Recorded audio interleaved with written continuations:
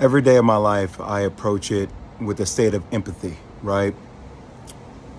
Regardless of what color, what creed, what race you are, I look at people as human beings. I think that's important.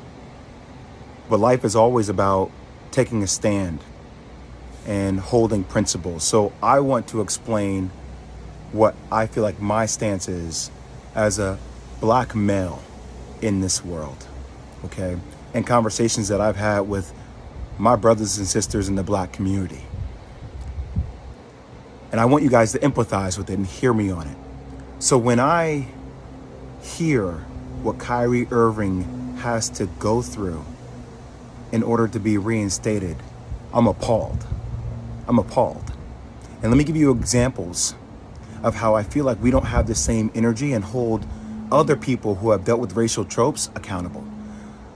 So when Sarah Silverman does blackface, or when Don Imus says nappy-headed hose, or when Howard Stern calls somebody the N-word in the skit, or when Brett Favre takes money from the state of Mississippi, we don't ask them to get sensitivity training.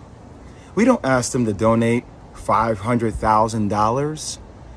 We don't ask them to meet with the Black National Caucus.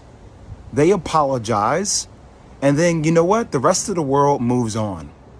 But what I feel like is happening here, and that's how in the black community, like we've been told that's how the process works, right? Think about that, Bert. That's how the process works. Oh, somebody does a blackface. Oh, it was a misunderstanding. We got it. Okay. You know, is that person really racist? Probably not. Was it ignorant? Probably so. Okay. We understand it.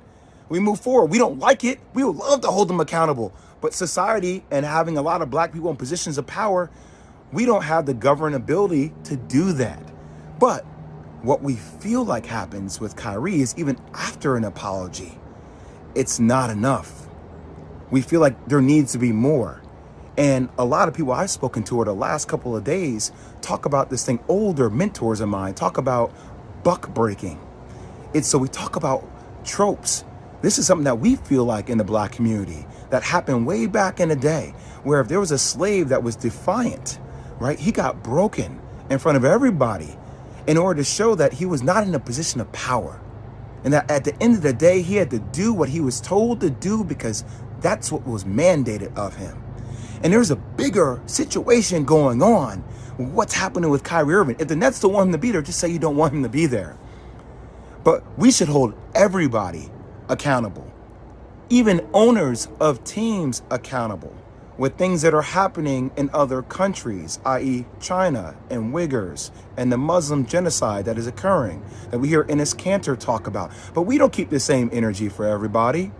We pick and choose what conversational points we want to make more polarizing.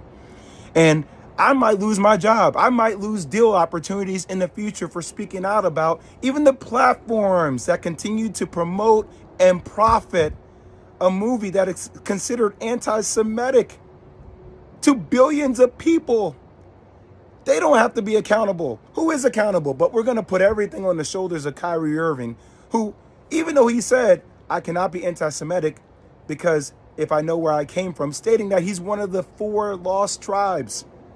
He's saying that blacks and Jews come from the same entity, the same thing. But we don't want to understand nuance. We want to be triggered by words, and we like fire, and we like things that are, going viral on social media, and everybody has some kind of hot take, and we're calling people idiots, and we're calling people names because that's what we do.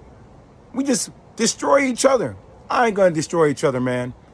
I'm not gonna do that. Is Kyrie Irving anti-Semitic? Hell no.